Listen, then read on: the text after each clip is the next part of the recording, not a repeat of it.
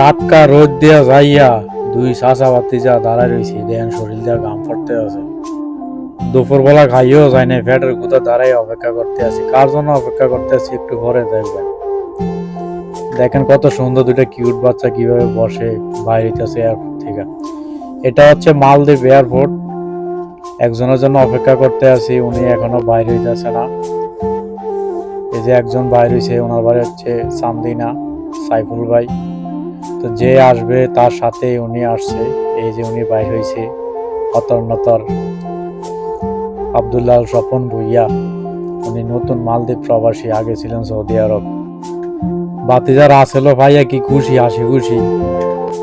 তারে বললাম একটু ভিডিও টিডিও কর। তো এই তিনজনে যাই গিতে আছি রাজধানীর দিকে, মালে শহরে।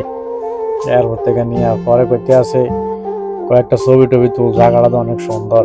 আমি কই হ্যাঁ, ব্যাগটা খোলেন, ছবি টবি। তারপরে একটু ভাব নিয়ে একটু সাগর দিকে যাই। আর দুজনে একটু স্টাইল করে ভাব নিয়ে একটু সাগর দিয়ে গেলাম।